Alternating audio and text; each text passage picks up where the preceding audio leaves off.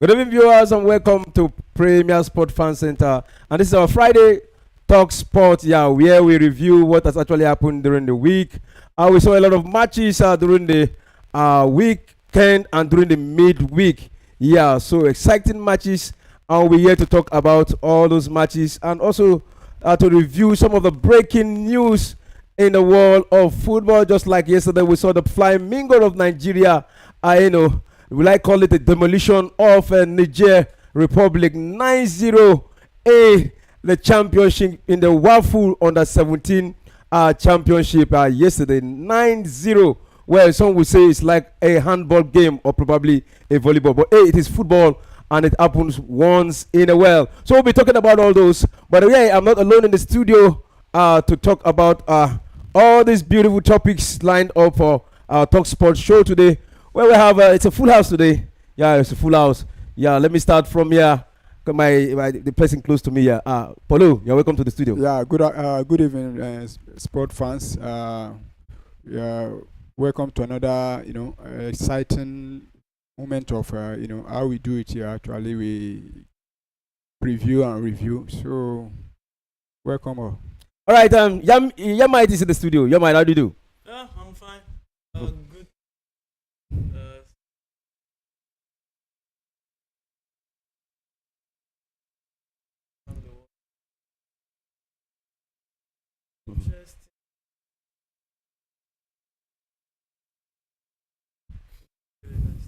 All right, Doku, good evening and welcome to the studio. Thank you for having me. And sport fans, Premier Sport Fan Center. We're here again and we're celebrating you guys. We're here to talk sport. We want to talk about certain things that happened in the past and those that are happening right now. And we're looking over to the weekend as well today. Let's just hope that you'll be right seated where you are and you can contribute and be part of what is going on. So welcome aboard.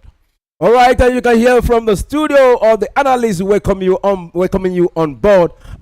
Quickly, let's first of all dive to the just the recent news. Well, it's not a breaking news any longer, but let's have some deep talk about it.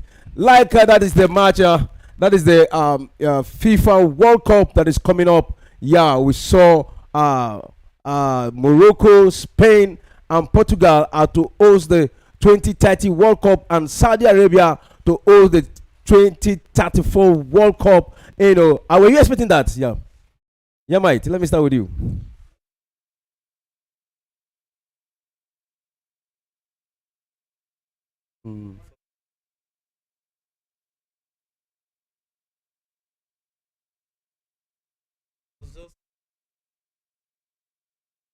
Has been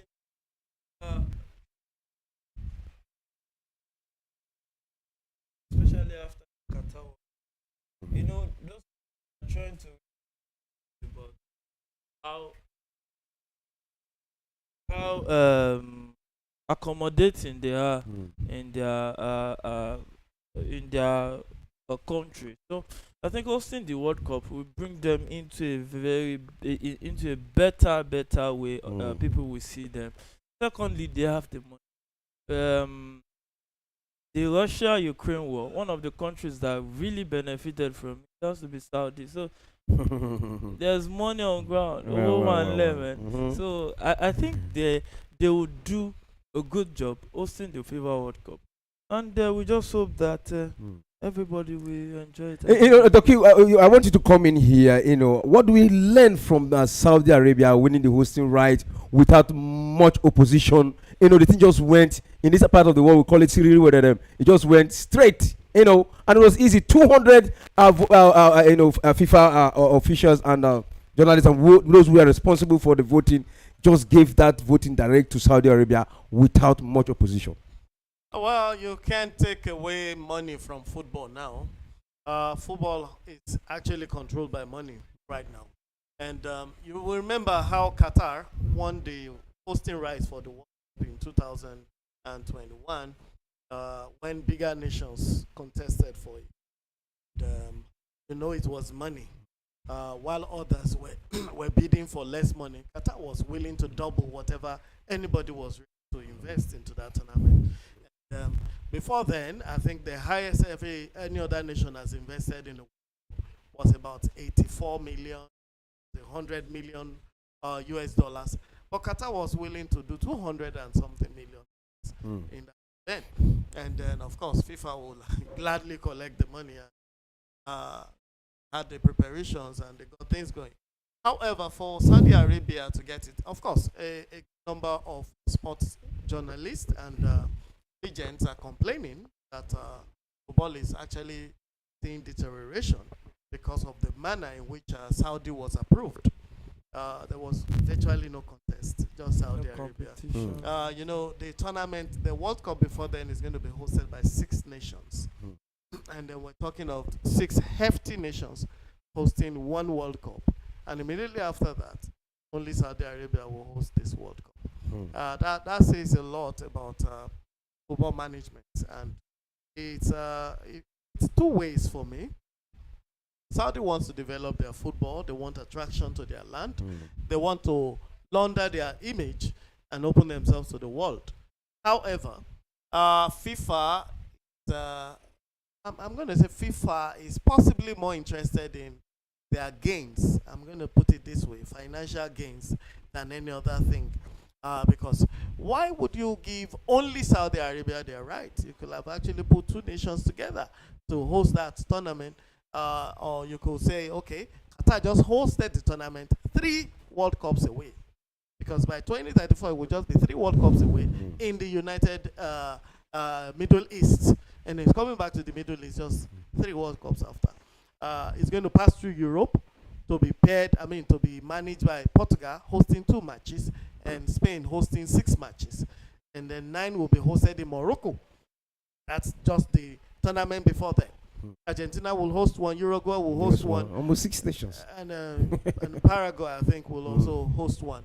So there are actually 6 nations over 3 continents hosting the one before. And then immediately after it goes to Saudi and wondering what's happening here. But look on the bright side.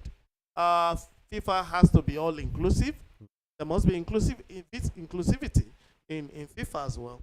And that's an area that is willing to develop their football or their soccer and has not yet got the quote unquote global acceptance.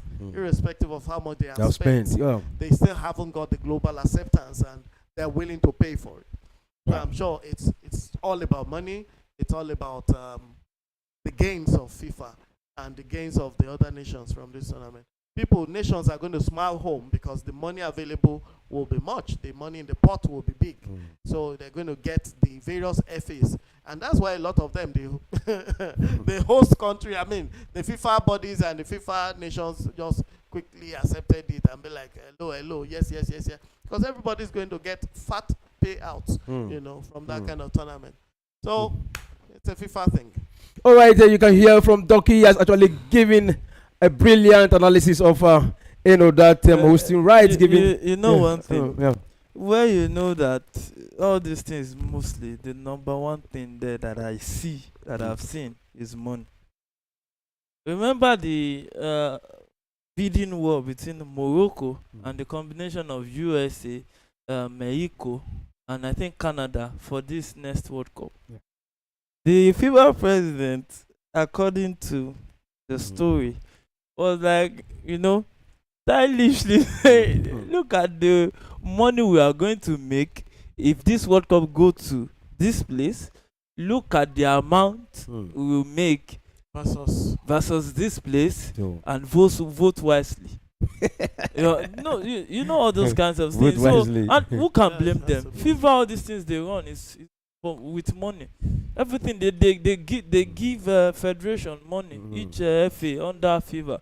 So who can blame them for wanting money? So it's all good. We enjoyed the game. Polo, what do you have to say about this? Actually, I was a bit surprised, when they announced Saudi Arabia as a hosting, nation. Because prior to the final confirmation, a lot of human rights activists, including Amnesty International, they've been complaining about Saudi Arabia's human rights record. So, there were some activists protesting back and forth that Saudi Arabia should not be, because the kind of there's no when you look at the country as an Islamic country, you understand, gender inclusivity, their record, so all those things, but like Yemait and Doc already said, it's all about the money, and Saudi Arabia, if you look at Saudi Arabia in the last 10 years, they've been trying to open up the country to through sport, including, there was a time we even heard that they are going to be having a beauty, someone representing them in the beauty pageant, what they've not been doing before, all of those things. But at the end of the day, I believe it's about the money. So I think.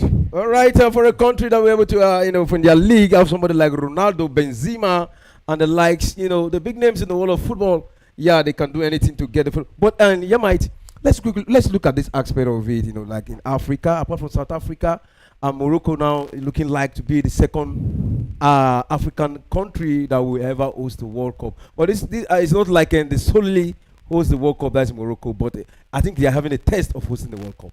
At least half bread or quarter or three-quarter bread is better than none. And it's an expanded World Cup. It's now 45 teams. A whole lot more to contain the population that will come into your country. Apart from that, the infrastructure you need to host that kind of a tournament, only very few nations can host 45 teams at a go. I don't think they are even up to 5 or 10 that can do that kind of hosting. So that's why you see FIFA beginning to pair countries together and try to harness more inflow of cash from. But Morocco will test the World Cup. Then whatever they do with this one, maybe you can get a chance to be the major country hosted. Because when you look at this 2026 World Cup, we know who will host the final. We know who will host the opening ceremony. So it's more or less the biggest of the country will host the finals. And you don't want to host a competition and not have the final played. All right, then, thank you very much, guys. Let's quickly go to the next one, and that is the FIFA Club World Cup coming out in next year in June. Yeah, June is going to commence in June, and it promises to be exciting. And we've seen the draws already made, and we can see some African clubs are part of the FIFA World Cup, and it gladdens my heart when I see them. So we have, I think that you have gone through the group stage. Let me just read it out. Where we have Group A, where we have Palmeiras, Porto, Al Ahly, and Inter Miami. Al Ahly, African club there. Then Group B, you have Paris Saint-Germain, Atletico Madrid, Botafogo, Seattle Sounders. Group C, we have Bayern Munich, Auckland City, Boca Junior, and Benfica. Group D, Flamingo, Esperance de Tunis, an African club there from Tunisia. Chelsea is there in that group, and Lyon also there. Those are the four clubs in that group. The Group E consists of River Plate, Urawa Red Diamonds, Monterrey, and Inter Milan. Group F is Fluminense, Borussia Dortmund, Usain HD, Mamelodi Sundowns of South Africa. And Group G is Manchester City, Wydad Casablanca, right from Morocco, Al Ain, Juventus. And Group H, we have Real Madrid, Al Hilal, that is Saudi Arabia, Pachoka, and Salzburg. Those are the group. So what are the expectations in this FIFA World Cup? A good one for those countries participating. Those clubs or teams rather participating in. This is the first time we'll be seeing something like this. A World Cup for the clubs. And good one for African teams also. We are having about 4 of them, and so far I think they've been paired. They've been grouped in a not too hard group to me. Apart from the group of Atletico Madrid, that's Group B, where you have why not Casablanca? We have Manchester City there. We have Juventus. Then Al Ain of Saudi Arabia is there. Of course, if you look at those two teams you mentioned now, we this season they've not been themselves. Yeah, okay. Then so group D, we have an African country there, Esperance de Tunis. That group you have Chelsea, Yeah, Flamingo, and that one is not too. Yeah, actually. Yeah, so to me, I believe they've all been grouped, not too hard groups. Mm. So I think they will be on their own. They will be able to, at least if I don't think they will be planning to win the group. At least coming second, making it to the next round. And I'll be very happy if I can see at least one or two African country making it to. African club making it to the next round of the competition. Then. Yeah, I think last time out, Al Ahly was in the final against Real Madrid. Semi-final. For Semi- the club yeah, World Cup. Club World I Cup. think they got to the Semi-final against Real Madrid. Yeah.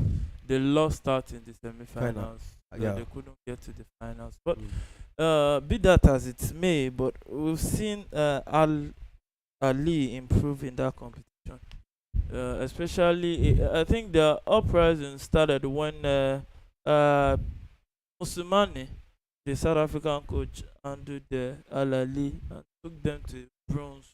I think bronze FIFA World Cup. But now, if you want to talk about World Cup for clubs, this setting now talks about World Club Championship. Now, when you evolve more teams, you do more to get more. Because when you talk about World Club Championship, it should have a name even more than any continental competition like the CAF Champions League, UEFA Champions League. But you see players like gunning for UEFA Champions League and not worrying about World Club Championship. But now, if you make the way they've made it now, players will feel more interested. There's more money on ground. There's more viewership.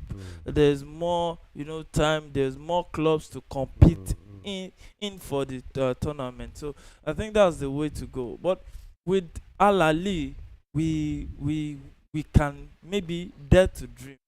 But for now, I don't think Al Ahly can get to the maybe tops quarterfinals, because you have the big clubs in Europe coming to the party.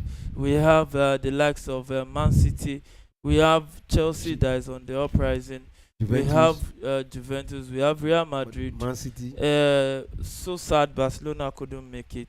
But there's Atletico de Madrid who is scoring a lot of goals. Yeah.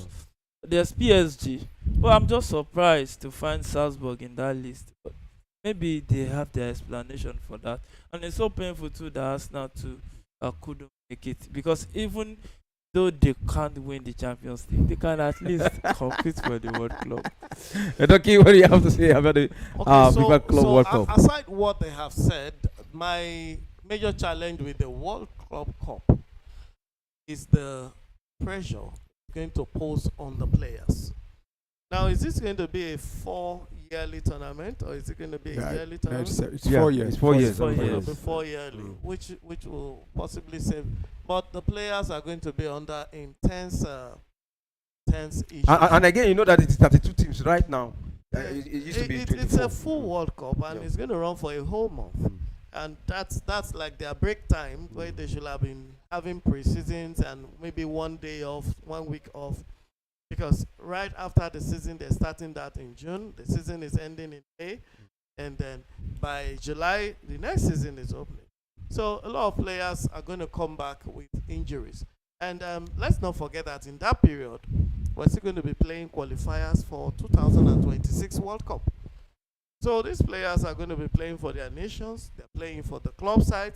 They're just contending for Champions League, Emirates Cup, Carabao Cup, FA Cup, La Liga, and all these cups. And then right after, you jump into the plane and head for America to go and play in a World Club Cup. And then right after that, less than 2 weeks, the league season is starting.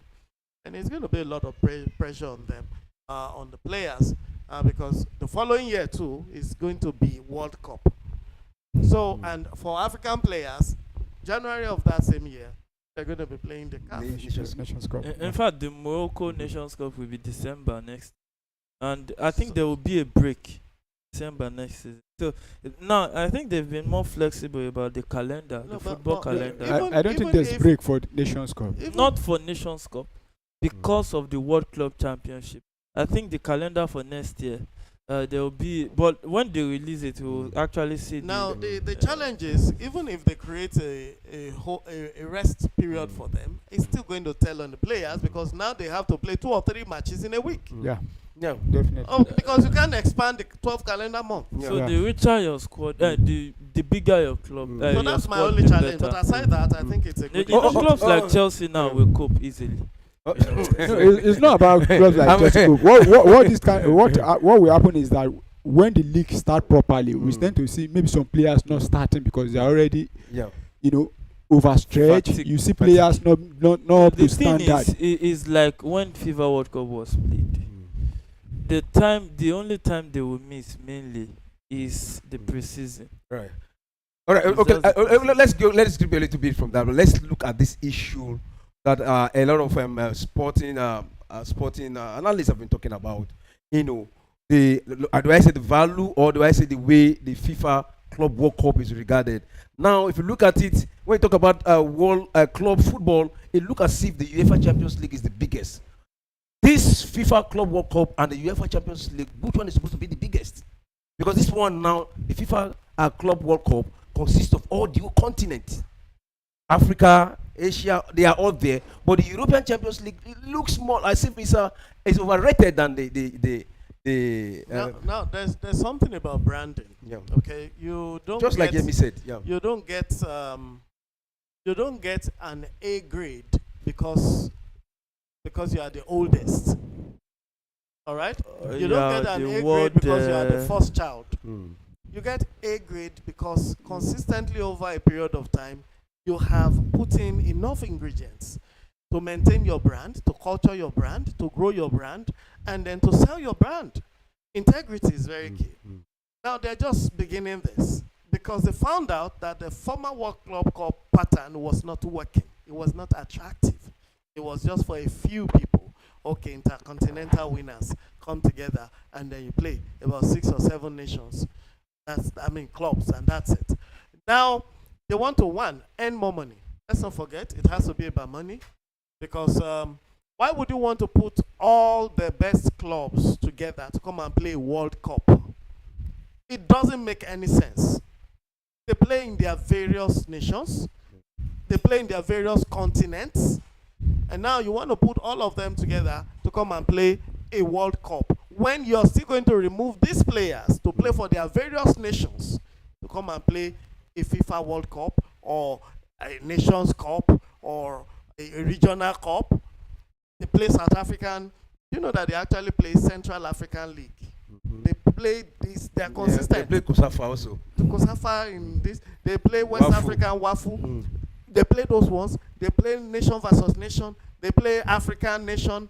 They still play CHAN, and then we still play World Cup.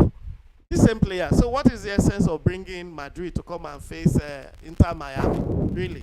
So it might not get the kind of attention they want, because you're going to ask yourself, when all the players go and play and they tackle and half of them return injured, who is going to pay? The clubs are going to pay for it. And these clubs are the major people or the major elements paying these players. Yes, this is not about you going to play club. But so at the end of the day, you are going to look at the pros and cons of it. But I don't think they can oust that UEFA brand that easily. It's going to take them a long time to beat that UEFA brand. That brand is a very solid brand. And look like the best in the world. It is the best in the world. It doesn't look like. I think FIFA, in response to is it 2 seasons ago, those clubs, especially those European clubs, were trying to form Super League. So I believe this is a response to FIFA saying, okay, let us form our own Super League. I see this. I think this is a Super League already. When you are having almost the best teams. The response to that is this new format for Champions League. Because what they did was, okay, clubs want more money. Let us make it a way that there will be more games, more viewership, then more viewing right. More money will come into UEFA. Okay, so and they have that's more for money Super to League. Yes, counter Super League. But the World Club is one of the people that mainly cheered it is this current FIFA president. Like, let's make a proper World Club Championship, not the one that they've been doing for a long time. So a proper World Club Championship. So, and I think this setup is a proper World Club Championship. All right, let's thank you very much, guys, for that great analysis. You can be part of this show wherever you are. You can call in. Number is in front of the screen there to be part of our discussion here, and you can also send in your comments, whatever your thoughts are on the topics are being discussed in the studio here. You can just send in your comment, and we'll know how you're feeling about the topics ongoing right now. So we talk about the WAFU B championship right now ongoing in Ghana, where we've seen Nigeria and Ghana already played the first match yesterday.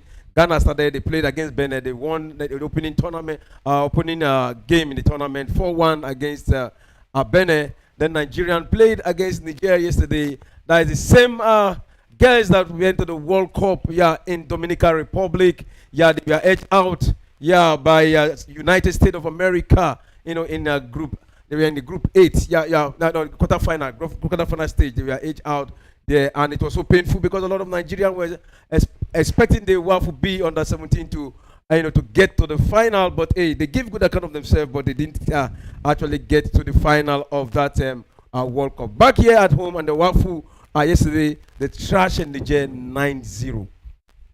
So what is your take on that? Well, good one for the Flamingos. Starting on a high. Trash. You call it a trash. I call it demolition. For demolishing Niger Republic. These are kind of countries we should be, scoring a lot of goals against. And the Flamingos, they've actually gone ahead to, scored 9 goals the first match, and I will be expecting more, like Oliver Twist. When they take on, the second match, if possible, scoring a dozen. So for when it comes to women football and this part of Africa, Nigeria is a team that is very strong. Talking about the Super Falcon, all in all aspect. So for Nigeria to defeat Nigeria Republic by 9-0, I wasn't surprised. All right, we saw the exploit of Bankole Olowokere, that is the coach of the Flamingo. Actually gave good account of himself in that encounter, and I actually supported him to continue with this game. There are some things that I don't think is major. If Nigeria is defeating Niger and Nigeria is celebrating it, that means something is wrong. Because if lion bites dog, it's not the news. But if dog bites lion, it should be the headline. So I think this is just what is expected. When Niger defeated Nigeria, was it Niger? Where Benin? Is it Benin? Benin. When Benin defeated Nigeria, so what happened? What happened? So a dog bite line. A dog bite line. And a became headline. So there are some things that things like this. You know why I'm raising this issue? You just brief it. Nigeria just defeated unexpectedly. The dog. Are you not expecting them to pummel Niger? The level of exposure. No, you know why I'm raising this issue? There are young talents that are growing in that squad. Let's not raise our expectations yet. Let's not overhype these girls with such a performance against Niger Republic. What kind of quality do we expect from Niger Republic at under-17 women's tournament? So until they face the Ghanaians, who we have even defeated over and over at senior level, until they go and face their French counterparts, and then they face their Swedish counterparts, we can't say they have achieved anything. Of course, it's a thumping, good for them, but it doesn't give them much room for expectations to start raising our hope concerning them. Let them come out of the WAFU, play in the African tournament, win the African tournament, then go to the World Cup. We saw what the Falconets did. They did so well at the African level. They went to the World Cup and We know how the story ended. And they went to the Olympic also, the same story. We saw the Edo girls, Yeah. Edo Queens, Yeah. also go there to play for the African Nation The number. Champions League. They played. They won the first match. They drew a second one, but Won they the third lost. one. No, they won. They won one and drew one. Yeah, but they came back the same way they left. No, but getting to the semi-final wasn't bad for them, really. It's not Yeah, bad. I mean, It was just first experience. It gave them room for playing third place, or if there was that room. Yeah, they There played was. third place, but they But they still came lost. back the same way they went. They didn't win anything. They didn't come But they came with the money. with money. Yeah, It's about football. 200,000. It's like we were You know saying one before. thing, It's all you know about one the money thing, now. You know one thing. You know one thing. You know one thing. What you said now is a sign that something is wrong with Nigerian football. Now, if the positives you are looking for after a club went for a competition is money, that shows the extent at which the football of that nation is deteriorating. Oh, okay, why didn't England say because they got money from you, they should keep their former coach? Because he lost. All right, but just a word of encouragement to the coach that is building up this young team. What do you think he should do? With this team, you saw the performance in the World Cup, not too okay. Now back here at the WAFU, still with this team. What do you think he should do so that they will get better? Just the way you expect. Now let him just continue to build the team. That is not an acid test for the team. That is that is like a friendly game against Obawale Warriors or something.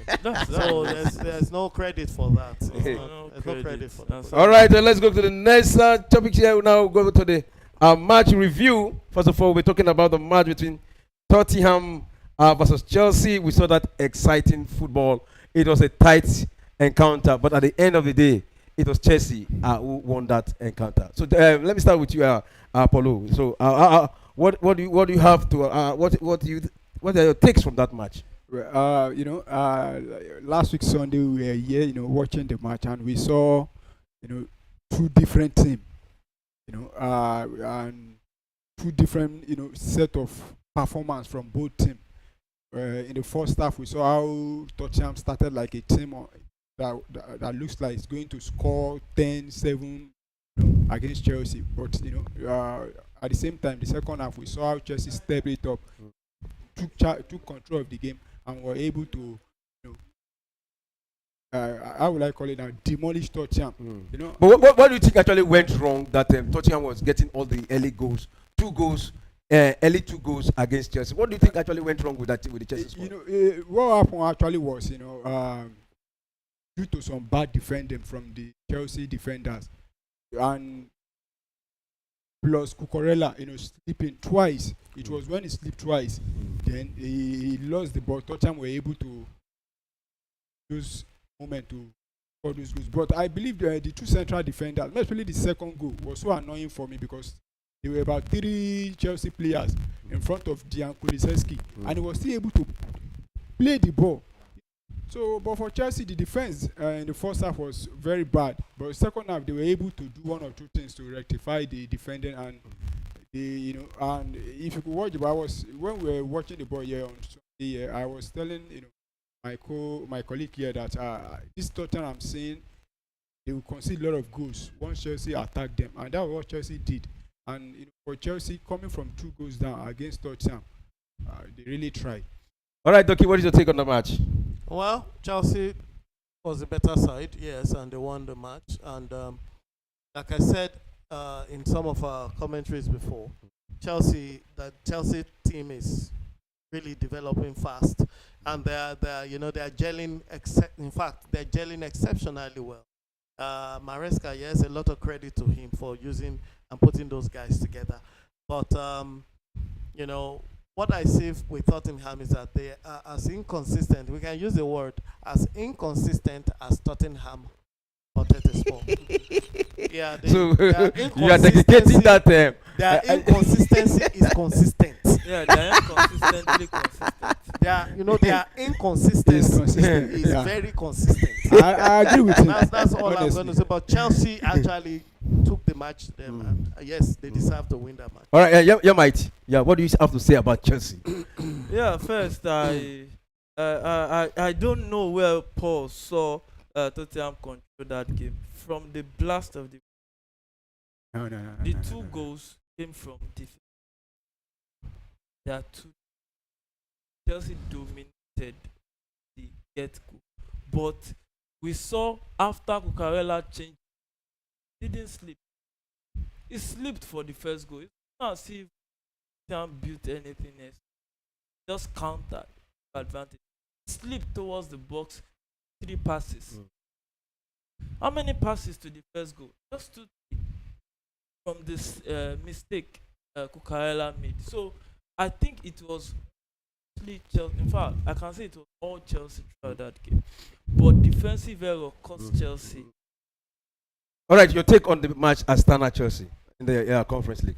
There's nothing to talk about in that. It's just a family in the same WhatsApp group as Nigerian. You expect Chelsea to pummel Astana. No games. But the way Astana was pummeled, you didn't use your regular. You don't use your regular team. You know, these are young lads. Yeah. Yes, a Chelsea team B should whitewash Astana. It is about. But now looking at the boys that was fielded that day to play against Astana, what do you take of this young lad? And do you see anyone with a bright future in that squad? I think there are guys with bright future, especially this guy up front. That was Magui. Not good. Wing side. This black guy. Okay, Ampa. I mean, what is it? It's not Ampa. Ampa. So that was playing Ampa. the wings.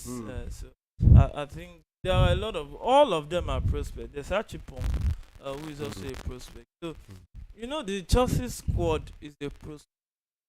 It's a squad filled with young guys. I think the highest age there should be. With that kind of a squad, they are rich. I don't expect Astana is not something we should take as a big deal for Chelsea. The normal thing. All right, let's go to the next one. That is Real Betis versus Barcelona and Borussia. Let me just start with Real Betis versus Barcelona first of all. Doki, what is your take on that match? No, well, that's La Liga for you. It's a Premiership kind of league, and it's a high-level league. Any of those clubs in there kind of set any other club. No club is an exception. We saw Real Madrid getting punished by Athletic Bilbao just the weekend before. They were punished. They lost all the 3 points. And then we also saw them lose to, was it Leganes?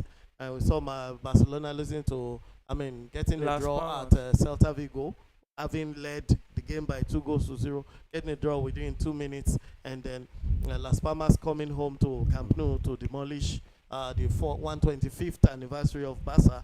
And so those things happen in such leagues. The same way we see upset Southampton coming to Stamford Bridge and defeating Chelsea, or Brighton or Brentford going to Old Trafford to punish United over and over. So those things happen. We didn't expect that to happen because we actually expected that coming from the previous game, which Barca won, Barca should actually consolidate, considering that they had 2 clubs breathing on their back. Real Madrid was just 5 points behind Barca, and Atletico was 6 points behind Barca at that time. But losing that game and Real Madrid winning created a complicated situation. So Madrid is just 2 points behind Barcelona, while Atletico is 3 points behind them, and Madrid has a game in hand. So it's a complicated case right now for Barca with the La Liga. But Barca and Madrid are still going to play. They played the first leg and we saw how it ended. It was 4 whooping goals. But do you think the second leg Barca is going to win Madrid because they are coming back gradually? Barca, you see, maybe it's like you're already counting your 3 points for Real Madrid. Now, let me tell you something about this Barca team. They are unpredictable. Okay. Yes, you expect them to go and play 1-1 with Madrid or lose to Madrid and they defeat Madrid 4-0. And then you expect them to beat Las Palmas and whitewash them, and they lose to Las Palmas 1-2 at home. So they are pretty unpredictable. I think it's more of their morale than anything. Yeah, I don't think. I think it's more of their morale that actually determines how it went. The Las Palmas game was blamed on Lewandowski for not taking his chances, and then when he wasn't there the following week, the following match, midweek, Barca will go on to win without Lewandowski. You know, and Lewandowski was on the field in Champions League. Game was going into full time in a draw until Ferran Torres and the young lads, Fermin Lopez, were brought in, and the young, unusual frontliners were brought in, and then the change happened. So I see the Barca team here holding their form, and Real Madrid will still lose points. All of them will still lose points. So the league is still young. It's just 16th game of the league, and we're still going to week 38. So we still have a long way to go, and I'm sure they can put themselves together. They can get something out of it. Yeah, just some 2 minutes or 1 minute, just 2 minutes on the match between Borussia Dortmund and Barcelona, the Champions League. Yeah, it was. Started but it was an interesting side to so Dortmund entertain, Barcelona likes to entertain. I think will affect Barcelona that way they choose island. That island setting us many times. That's why you see Barca has not vintage the way we expect them. When you look at island, you can break the line. All you need target the last man, check his body to pass, set it behind the defense. That's true. See that a lot of clubs are getting 1v1 with the setup, and they needed to so that they can choke up final thought, that they have more bodies of to actually do damage. But so far so good. Can't blame Hansi Flick for that direction because it's limited to do just mature. I think this is a learning curve. But thumbs up to has done it.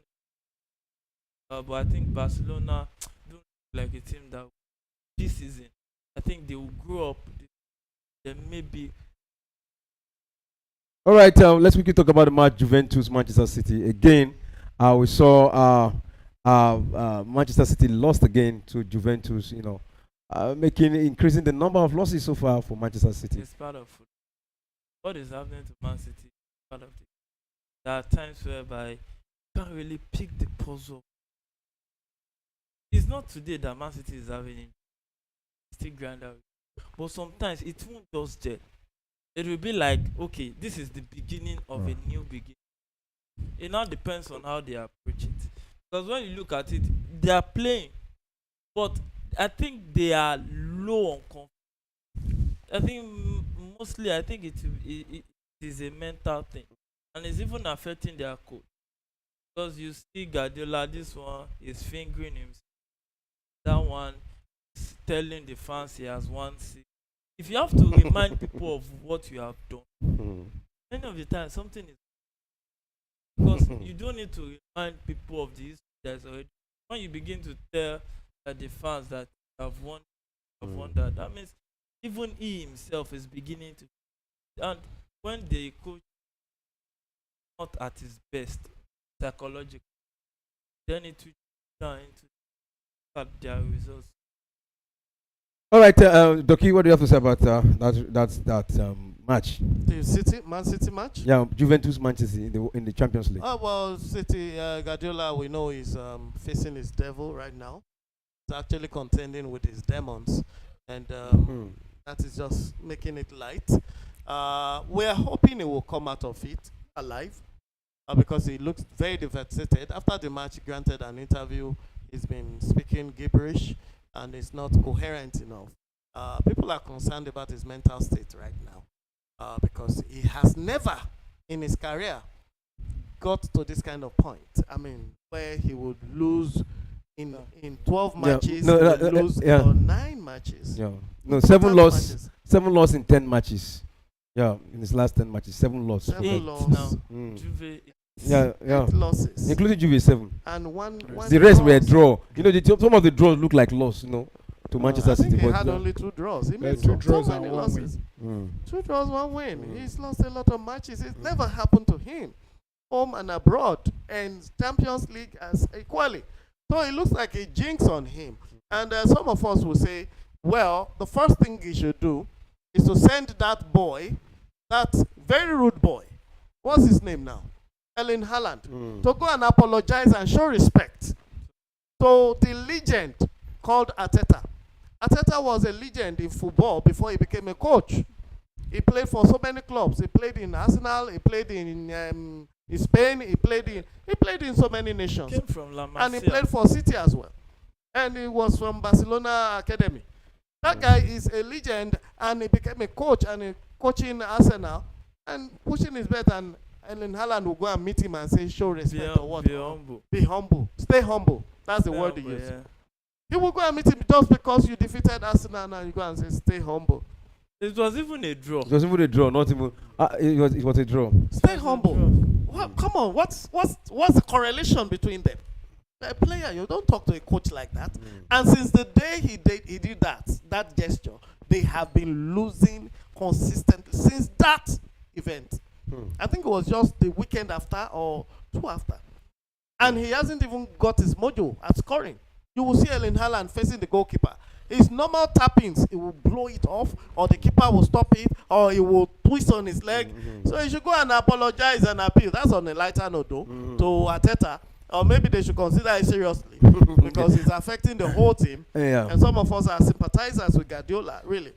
All right, and during the press conference, you know, Guardiola was asked, "Are you questioning yourself? You know, are you questioning yourself? You know, with all these losses here and there." He said he questioned himself a lot. Like he talked to himself a lot, and that he knows very well that probably if this persisting next season, probably he's going to be sacked. And that's the Premier League for you. No, I think he will even resign. I think he's a No, honorable Man City person. won't sack him. I don't think they will. I think he's a They will honorable rather person. advise him Mm. to. I think he will resign. He's I a honorable person. He's an honorable person. But it's Yeah. not. I don't think he should resign. It's so is so lucky that this kind of thing is happening in December, so they can straighten in January. But and again, you look at it. Immediately signed a new contract that all these things started. No, It- no, it- that was. Okay, so like 3 matches. Yeah. It was like 3 matches. Yeah, but- Yeah, before he See, signed the contract. see, Yeah. I- He lost yeah. back to back. Yeah, I So- think that we are only saying all this because it is Man City. Because they've set a standard that you look at it that how can Man City lose 7 in 10? No, but I don't Meanwhile, think it's because it's Man City. Lampard was sacked because he lost 7 matches in a row.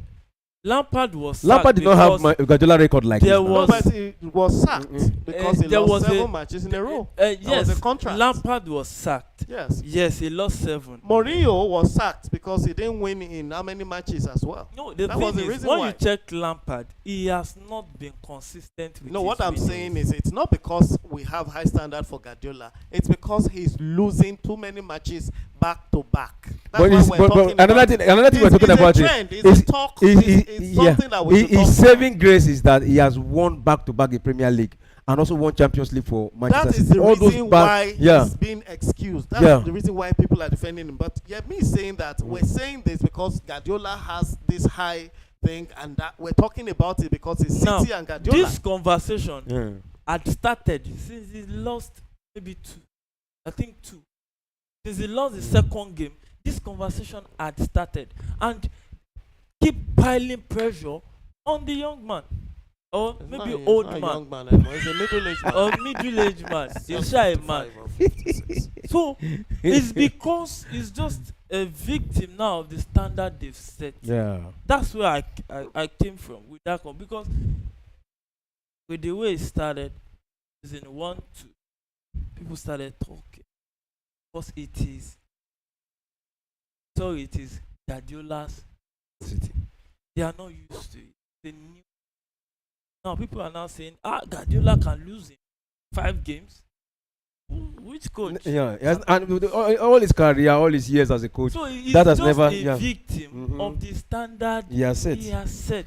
All right, and again, we saw Manchester City cry foul, including Kai Walker, for the racist abuse on him, and they have to write to the FA. Yeah, UEFA will do the governing body of European football. Hopefully, there's Racist concrete abuse evidence. actually coming from time to time. It's an issue for the Especially disciplinary committee. I don't think that's a major dwell. Let the DC handle that. All right, again, back second loss for Amorim.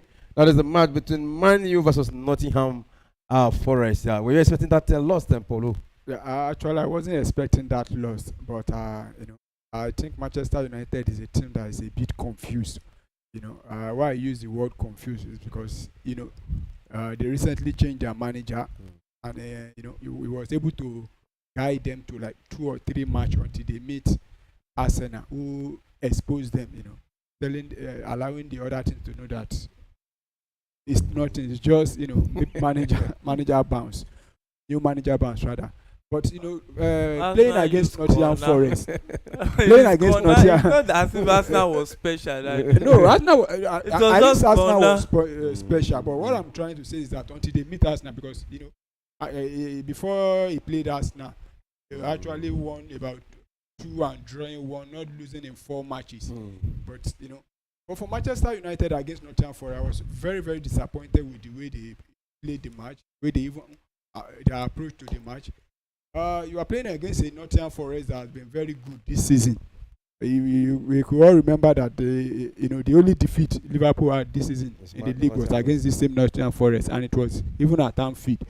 And why I was saying Manchester United is a confused club is because the manager, since he came in, he's been changing from one player to this. Every match you see 6 different players from the ones that played the last match. Next match you see another 4 or 5 new set of players. So how do you get to how will the team gel? How will the team gel when you continue to? I don't think that when you continue to change them every week, not changing 2, but changing 4, 5, 6. That's why I don't think it's going to help the team. And coupled with the fact that the team, some of those players, I think they are tired of playing football. There are some players in Manchester United. This is it. Manchester United, they are used to playing in a certain way. They play according to what the opponent times before under Ten Hag. Now this manager want them to play a certain way. So if you play this match, didn't interpret it, try another match. Now it's testimony. Yeah. So you can't expect him to have a starting 11. It's not realistic because he is also tactician, the likes of Guardiola, Maresca. Yeah. There are ways that one important thing about the way they play football exactly is positional play. You need to know where you are on the ball and where you are all supposed to be without the ball. But without the ball is more important than when you are on the ball. Because now you are with the ball, you can do 1 or 2. But your position in when you are off the ball is very important. So many of these guys, you see them changing them because they've not really understood that positional play. That's why after the first game, I think first or second game, that he said the players were thinking a lot. He didn't want to say they forgot or he's just using good English to cover up. Thinking a lot, meaning they were forgetting where they were supposed to be on the ball. When you're on the ball, mean when your team is in possession, and off the ball when your team is not in possession. But Doki, we saw them came back in the match in the Europa League when they won Pizan. That encounter. They came from behind to win that 1-2-1. That's one of the reasons why I will counter what Paul said concerning them being confused. Maybe you meant that loosely, but because looking at Man United, they have been extremely inconsistent for quite a while before Amorim was brought in, and then even while we had this legend managing them. wasn't. Van Van Nistelrooy. Nistelrooy just had to do a field gap thing. He just used what was available, pumped them, motivated them, pushed them to go and perform. Didn't actually impact the strategy or the tactics of the team. So Amorim has to build a new strategy. So it's not like they're confused really. They have to burn their fingers while trying new tricks. You can't avoid it. There is no team. You can't build a team. You can't build a strategy without rotating players, without looking for the right mix. And he doesn't even have the players he wants to use. He came in during the season. I would have thought he should wait. He should have waited till possibly He January. told them he wanted to or wait. They end said of it's season. now and then. That was what they told. So because they wanted him urgently, he will have given them the condition to. So you have to accept whatever you get because I need to study this team. I need to bring in my players who can play for me and what I want to play.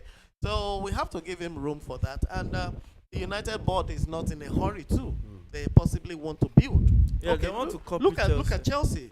Boyle actually did that 2 or 3 seasons ago. Actually told everybody that Chelsea is building. We're not out there to win.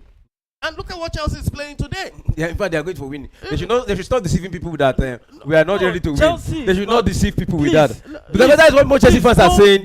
We are not ready to win this season, but they are going to win. No, please don't make wrong announcement. No, Because you are not a Chelsea fan. no. I am a Chelsea fan. I think what they are We doing, are not in the race for any. you see the language. They are not in the race, but we are playing football. See, that's because of their position, the status of the team, and what they suffered last season and the previous season. So they came in humble this season and said, "Let us build a team." However, while building the team, if we catch a low-hanging They fruit, flog him. we will take the fruit. So if there is a trophy No, we that can drops, even if the trophy give drops, the fruit in charity. we will take the We trophy. donate it to charity. If a conference cup will come on, we will take They it. will take it. If as Liverpool sleeps and Arsenal sleeps, They will take will it. also carry it. But that was not the Carry target. it. Even if we top number one, we will leave the trophy. So, Will you carry it? the position of Chelsea, just like I referred, it was a build. It was a kind of, let's give them like 3 seasons to build, and they are maturing. They're gelling now. We talked about that already. So United needs to go through that phase. Some players, like Paul pointed, have to leave United. They have no business on that in that club. Some of them are dead wood. They are not going to allow you to grow, and they are not going to grow. So they're just going to remain like dead wood in that team. They need to go. So, but he can't determine that mid-season. It has to be at the end of the season. So he needs to build. He needs to put these things together. He needs to put strategies together. And those who can cope will have to chip out. Is it that you're chipping or you are chipped off? And that will happen as we go on. All right, then let's quickly talk about the next match, and that is the match between Fulham Arsenal. That is the match that actually gave Chelsea the opportunity to go second. You know, they drew that match 1-1. You know, No, Chelsea was second already. Yeah, by Either by road or by express. by or goal air. difference, you know, by goal difference. But yeah. right now If it's the by league points. ends But right now by it's by that points. goal difference, you know people win league with goal difference. Of course, So course. the Chelsea was second. I just want to go ahead. All right. So, Paulo, what actually happened? Fulham won. Arsenal happened. won. Yeah, what actually happened was that Arsenal were, I don't know what I'm trying to look for the words to use, because after winning is it Manchester United during midweek, so Arsenal was expected to win Fulham. I don't know, maybe it's overconfidence or what, but we watched the game. We saw the game here. It's a derby. I understand it's a derby, but we saw the game here. The kind of performance Arsenal actually put up during that first half. If they've been playing like that all throughout this season, I think Arsenal will be finding themselves somewhere around maybe 10th position by now. But Which is not before they could get themselves back, it's already too late. I think the damage was already done in the first half. That goal they allowed Raul Jimenez to score was a painful one. Well, let me come back to you before you go too far. 2 goals was actually ruled out against Arsenal. And I heard so many Arsenal fans crying foul over those goals cancelled. What is your own take on that? To me, as an Arsenal fan, I watched the game live and I saw actually that was an offside. Actually, The both goals, I mean. no, it was only one that was disallowed. The first one was VR. Yeah, that one stood, but the second one was disallowed. That's the Saka goal. But after watching the replay, and I saw it was actually offside, but it was yeah, I know. And even the goal Arsenal score was offside too. That was what some fans said. No, that first one, the first goal, that was the goal scored by what's his name now, the defender Saliba. That was not offside. That Saka one was actually offside. But we've seen that kind of goals counting for other teams. But I won't say it's because of Arsenal, but after the replay, like I said, that was offside, and it was a very painful one because the goal came in around 88, 89 minutes of the game. That could have been the 3 point. But like as I said earlier, I think Arsenal dropped those 2 points as a result of their performance in the first half, where they were unable, just attacking but not adding teeth, just backing, nothing to show for it. But in the second half, they were able to come into the game, then got the equalizer, but couldn't got the winning goal. So, all right. Thank you very much. So let's go to the next one here, and here's a match preview. We just have 4 matches to preview, and this is the area I received a message from one Gariba Manu. He said he listened to Premier Sport Fan Center and he listened to your preview, and he used to go and cast his bet, and he won something. I said he didn't send any share to me.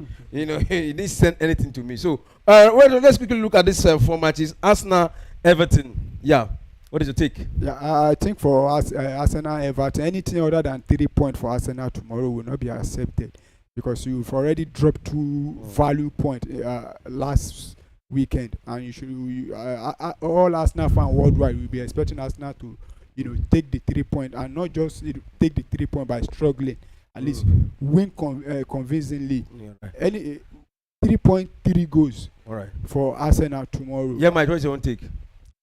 I think Everton is on a downward trajectory, so they expected that Arsenal should win because now you have to be adding should to Arsenal games because they draw games that you expect them to win.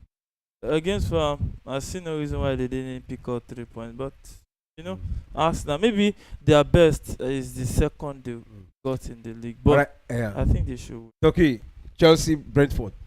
Oh, well. Brentford is actually on an upward trend. They're doing so well. You can see they're in the top half of the table as it sits. They're 7 or number 8 as we speak right now. And Chelsea is number 2. And you know where Chelsea came from. And we know how Chelsea is right now. Chelsea's momentum is high. And there's something about staying in the track of a moving train. When the train is moving, stay in the track will likely clear you. And and the first law of motion, you remember, every object continues to remain in a state of uniform motion or uniform rest unless an external force acts upon it. So if Chelsea does not have any bigger force to stop them, they will run over Brentford. Yes, that's just it, because they are actually on a trajectory moving. Okay, so but Brentford can also spring surprises. They can upset. They will have to upset Chelsea now to either get a draw, but I don't see Brentford winning that encounter. Worst case scenario, a draw, but Chelsea likely to. All right, Yeme, Barcelona versus Leganes. I think Barcelona should win that one. The young man Lamine Yamal is back, looking good, fresh, doing what he does, what they know how to do best. So I expect Barcelona to take Leganes to the cleansers. But one thing you have to understand about a very young squad is they can be very, very unpredictable, like the dog said. So yes, you can't say it's 100% Barcelona. You have to keep like a 20% for Leganes, because that island, their young defense, they can make mistakes easily and concede 2 unnecessary goals like Las Palmas and mess up. But you expect Barcelona to win that one. All right, okay, are you expecting a victory for Barcelona? Yeah. There's There are some additions to the Barca squad. Christensen trained full time. Araujo is back to full fitness. He's also been training with the full squad. And we also have Ansu Fati also training full time. So the squad is pretty deep. We have a full bench of reserve at Barca. Just a few other players off who are still injured. And with the recent momentum Barca is gathering, plus the challenge facing them. Remember, Real Madrid is just 2 points away. If you sleep now, forget it. Joan Laporta on Monday made a statement. He said, a draw with Betis, we're gone. That's like the headline on one of our fan pages in the Catalan Cup. And that's the truth. Draw with Betis, we're gone. Now you must not drop any points against Leganes. Leganes is bottom table, number 16 or 17. And I don't see them upsetting Barca this time, especially with Barca's full strength available. All right, lastly is the match between Manchester City versus Manchester United. We saw Ruben Amorim with Sporting Lisbon defeated Manchester City, but this time around is with the Red Devil, they call them, right? Manchester United against Manchester. This is the Manchester derby. So, what are we expecting in that encounter? Yeah, let me start from you, Poto. I think we are going to see a match between two teams that I call one overbeaten team and the other one confused team. Like for Manchester City, they've been well beaten this season, and for Manchester United, but this is a derby actually, Manchester derby, and we've seen how the last 5 Manchester derby has been going. Manchester United win maybe once, one Manchester City winning. The last time both of them played was FA Cup final. Man, you won. Manchester United actually won. Nobody gave them chance that day. We were thinking the normal way, but I expect I'm expecting a good game from both of them, but I can't really say Manchester City is going to win Manchester United convincingly or Man U is going to win. But for me, I think that game will end in a draw because I don't see anybody winning that match. It should be a draw. Yeah, right.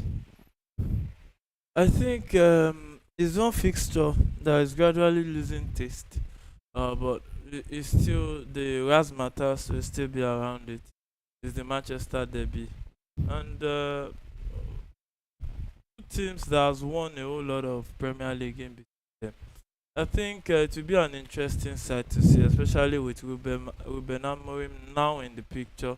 So you look at Man U trying to be exciting with their football, and going against another exciting side, Man City. So I think it will be a good view to see for the neutrals to enjoy the spectacle they will bring onto the field of play. But I think that is a game that is very dicey, always dicey. Whenever you see derby, you throw form out of it. Anything can happen. I'll just sit on the fence.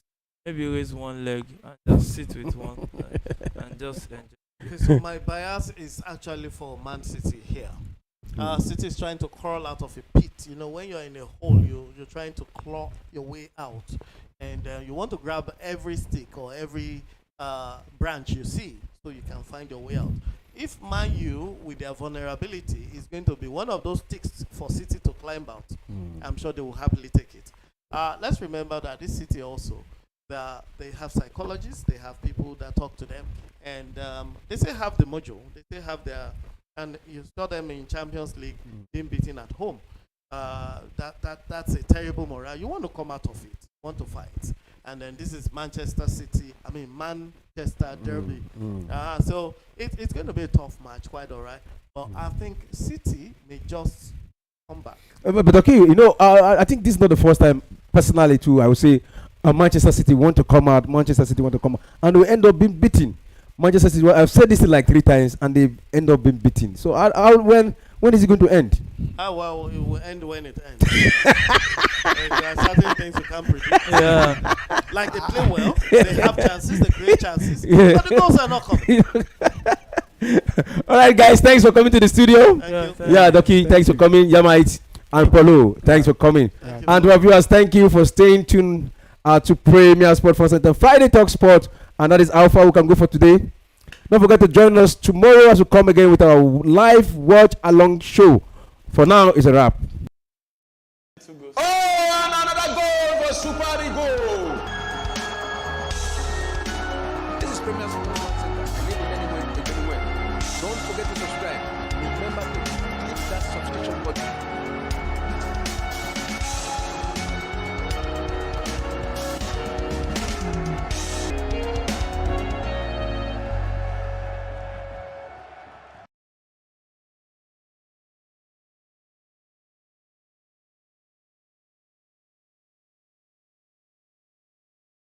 To go. Oh!